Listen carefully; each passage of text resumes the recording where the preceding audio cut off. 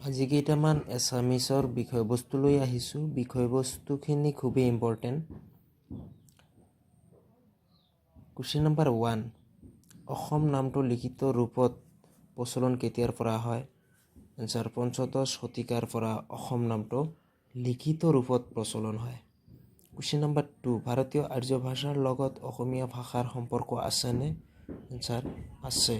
Question number 3, অসমীয়া ভাষাৰ জন্ম আনুমানিক কিমান শতিকাত হৈছিল?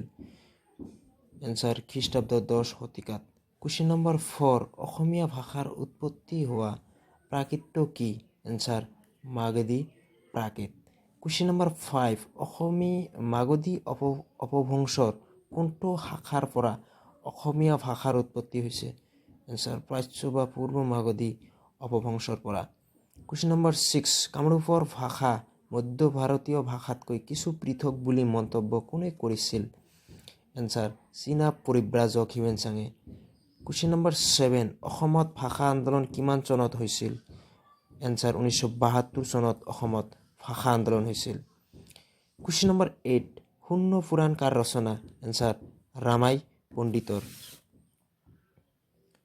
কুৱেশ্যন নম্বৰ 9, চৰ্যা গীতবোৰ ক'ৰ পৰা উদ্ধাৰ কৰা হৈছিল? এনচাৰ, নেপালৰ পৰা। কুৱেশ্যন নম্বৰ 10, শংকৰদেৱৰ বিৰচিত প্ৰথমটো বৰগীত কি? এনচাৰ, মন মেৰি ৰাম চৰণহি লাগু। বস্তুটো ইম্পৰ্টেণ্ট হয়। কুৱেশ্যন নম্বৰ 11, প্ৰথম বাইবেল অসমীয়ালৈ অনুবাদ কিমান চনত হৈছিল? 1813 চনত। কুৱেশ্যন নম্বৰ 12, অসমৰ পঢ়াশালী আৰু আদালতৰ পৰা অসমীয়া ভাষা অপসাৰণ কিমান চনত হৈছিল? 1836 চনত। কুৱেশ্যন নম্বৰ 13, জোনাকী যুগক কি বুলিও আখ্যা দিয়া হৈছিল?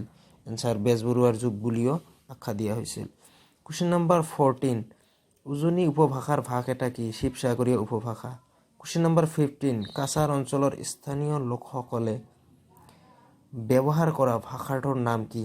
এনচাৰ, কাছাৰী উপভাষা। বস্তুটো ইম্পৰ্টেণ্ট হয়। কুৱেশ্যন নম্বৰ 16, লোক ব্যৱহাৰৰ ভাষা কি? এনচাৰ, কথোপকথনৰ সাধাৰণ লোকভাষা।